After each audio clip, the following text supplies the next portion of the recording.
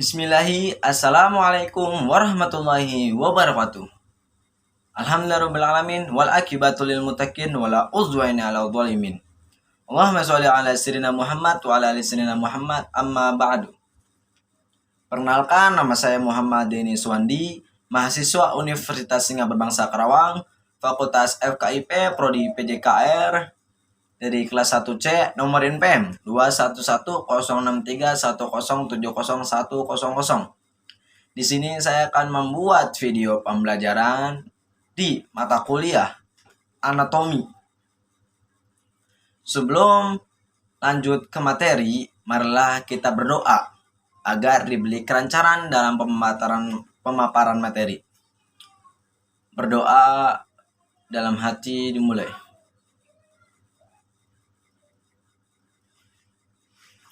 Berdoa selesai. Sebelum materi-materi nanti yang akan saya jelaskan, saya tidak lupa untuk menyebutkan materi-materi yang saya akan nanti jelaskan. Yang pertama, A. Pengertian sitologi. B. Struktur sel. C. Pengembangbiakan sel. D. Pengertian histologi. E. Struktur dan fungsi jaringan. F. Klasifikasi jaringan. G. Jaringan epitel dan jaringan penghubung. H. Jaringan tulang dan jaringan. Langsung saja, di sini tadi seperti yang saya sebutkan terdapat pada poin A, pengertian histologi. Histologi adalah ilmu yang mempelajari sel, mencakup sifat-sifat fisiologi sel seperti struktur, interaksi sel, daur hidup sel, pembelahan sel, hingga kematian sel. Kemunculan histologi dimulai dengan studi mikroskopis Robert Hooke dari gabus pada tahun 1665. Dan berbagai bentuk mikroskop adalah alat utama histologi. Jadi, histologi adalah ilmu yang mempelajari sel, mencangkup dan menaungi semua sel. Dalam arti tentang sifat, tentang struktur, dan interaksi sel ataupun daur ulang dan kematian sel. Dan juga di sini diterangkan kemunculan sitologi dimulai dengan studi. Apa itu studi? Pembelajaran mikroskopis Robert Hooke. Itu nama orang, itu ilmuwan dari gabus pada tahun 1665. Dan berbagai bentuk mikroskop. Jadi, mikroskop adalah alat utama histologi. Histologi ini mencangkup semua pembelajaran tentang sel. Gitu. Mari kita sambung kepada poin yang B tentang struktur sel. Jikalau tadi histologi sudah mempelajari atau menerangkan tentang pembelajaran semua sel dari kematian, daur ulang, dan lain-lain. Nah, sekarang pada poin B, di sini kita akan menjelaskan struktur sel. Struktur sel antara lain yang pertama, membran sel. Yang kedua, dinding sel. Yang ketiga, sitoplasma. Yang keempat, nukleus inti sel. Yang kelima, retikulum. Yang keenam, ribosom. Yang ketujuh, sentriol. Yang kedelapan, badan Golgi. Yang kesembilan, lisosom. Yang kesepuluh, mitokondria. Yang kesebelas, plastida. Yang kedua belas, perioksisom. Yang ke-13, giloksisom. Yang ke-14, vakuola. Itulah dari struktur-struktur sel yang terdapat dalam tubuh kita. Lanjut ke poin yang C. Poin C, pengembangbiakan sel. Di sini terdapat 3 pengembangbiakan sel. Yang pertama, amitosis, mitosis, dan meiosis.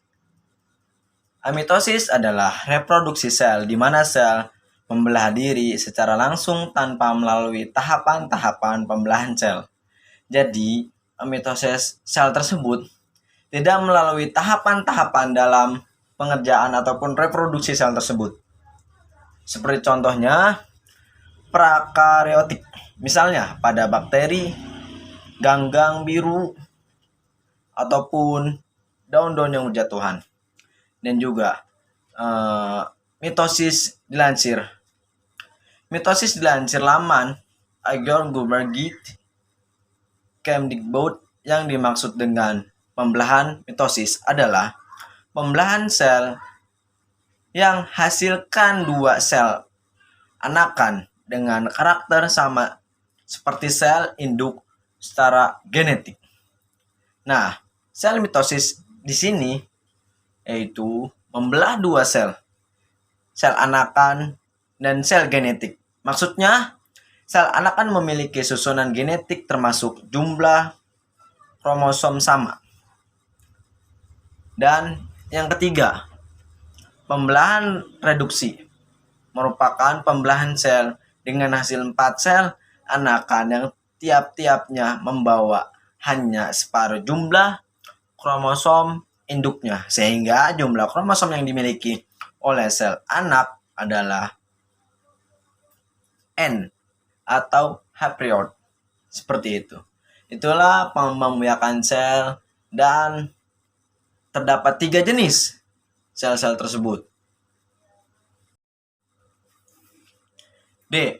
Pengertian histologi. Jikalau tadi di poin A kita sudah membahas tentang histologi dan di poin D juga di sini membahas pengertian histologi lebih dalam. Histologi ataupun anatomi mikroskopis adalah cabang ilmu biologi yang mempelajari tentang struktur sel dan jaringan secara detail. Secara garis besar, jaringan secara detail. Dalam arti kata detail tersebut berarti nurun ke bawah ataupun menunjuk ke atas tentang pengertian histologi. Menggunakan mikroskop, kegiatan histologi dilakukan pada sediaan jaringan yang dipotong tipis. Dalam arti kata mikroskopis adalah cabang ilmu biologi. Berarti itu adalah cabang dari seluruh cabang ilmu biologi. Dalam arti pengertian histologi. Nah, di sini kita akan membahas struktur dan fungsi jaringan. Jikalau tadi sudah membahas struktur di poin yang B, sekarang poin yang E, kita membahas tentang struktur dan fungsi jaringan. Yang pertama, terdapat jaringan otot. Jaringan otot membantu mengendalikan gerak tubuh. Benar. Jikalau kita tidak mempunyai otot ataupun 0% dalam otot kita, dalam tubuh kita tidak akan kuat menggerakkan tangan seperti ini ataupun menggerakkan tubuh yang lainnya. Dalam arti ini, kanan dan kiri berarti setidaknya memiliki otot walaupun tidak besar. Pastinya dalam jaringan tubuh semuanya terdapat otot. Yang kedua, jaringan pengikat. Pelindung bagian organ penting dalam tubuh. Dalam arti jaringan pengikat ini adalah dalam tubuh kita ini terdapat jaringan pengikat. Pelindung bagian organ terpenting. Seperti terpenting itu seperti jantung, seperti organ dalam yang lainnya. Di situ ada pelindung bagian pengikat. Yang ketiga, jaringan ikat. Menahan bagian-bagian tubuh agar tetap terikat bersama. Dalam konsep ini, jaringan ikat menurut saya yaitu adalah urat ataupun yang lainnya yang mengikat jaringan-jaringan tubuh ataupun jaringan sel yang lainnya. Yang keempat, jaringan saraf. Mengantarkan sinyal dari syaraf ke tulang belakang dan otak. Dalam hal ini, syaraf sangat berpengaruh terhadap kelakuan kita ataupun yang lainnya. Terhadap otak kita, terhadap jiwa raga kita. Jikalau ada salah satu syaraf yang bermasalah, maka kita akan bermasalah juga dalam hidup kita. Seperti gangguan jiwa. Gangguan jiwa itu seperti orang yang syarafnya salah, ataupun rusak, ataupun penyakit. Maka daripada itu, jangan sampai dalam kehidupan kita ini kita harus menjaga badan kita, syaraf kita, seluruh badan kita agar tetap terjaga dan sehat. Agar saraf kita tidak gila, agar saraf kita tidak bermasalah. Seperti itu. Dan struktur dan fungsi jaringan ini saya menyimpulkan ada 4. yang seperti tadi saya sebutkan. Yang pertama jaringan otot, kedua jaringan pengikat, ketiga jaringan ikat, keempat jaringan syaraf. Poin F, klasifikasi jaringan. Seperti yang disebutkan di atas, tubuh manusia terdiri dari 4 jenis jaringan yang berbeda. Keempatnya adalah jaringan otot, jaringan ikat, jaringan epitel, dan jaringan saraf pada tubuh. Jadi, di dalam tubuh kita ini terdapat 4 jenis jaringan yang berbeda. Keempatnya adalah jaringan otot, jaringan ikat, jaringan epitel, dan jaringan saraf pada tubuh. Dalam hal ini jangan sampai kita mengenai penyakit syaraf, karena itu sangat berpengaruh dalam kehidupan kita. Poin G, jaringan epitel. Yang tadi seperti saya sebutkan, ada dalam tubuh ada 4 jenis jaringan yang berbeda. Keempatnya ada jaringan otot, jaringan ikat, jaringan epitel, dan jaringan syaraf. Nah, sekarang kepada jaringan epitel. Mari kita bahas jaringan epitel. Poin G. Jaringan epitel terdiri dari kumpulan sel-sel yang sangat rapat susunannya, sehingga membentuk suatu lembaran, maka disebut sebagai membran epitel atau disingkat sebagai epitel saja.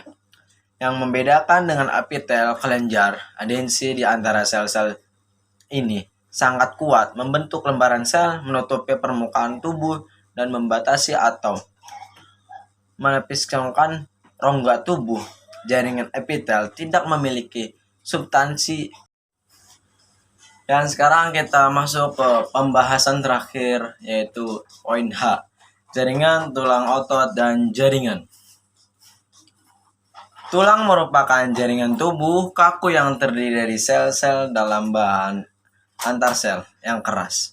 Kolagen dan kalsium format merupakan 2 komponen utama yang membedakan tulang dari jaringan keras lainnya, seperti kitin, enamel, dan cangkang. Otot berfungsi sebagai pergerakan stabilitas atau keseimbangan dan tergomenesi berdasarkan histologi. Jadi, berdasarkan histologi, otot adalah berfungsi untuk sebagai pergerakan stabilitas atau keseimbangan pergerakan tubuh kita dan rotasi pergerakan tubuh kita, seperti itu. Dan jaringan adalah tingkat organisasi kehidupan di antara sel organ. Jaringan merupakan kumpulan sel yang serupa beserta matris. Sekian video pembelajaran yang saya buat, yang saya tampilkan. Semoga bisa bermanfaat bagi diri saya dan juga bagi orang yang menontonnya.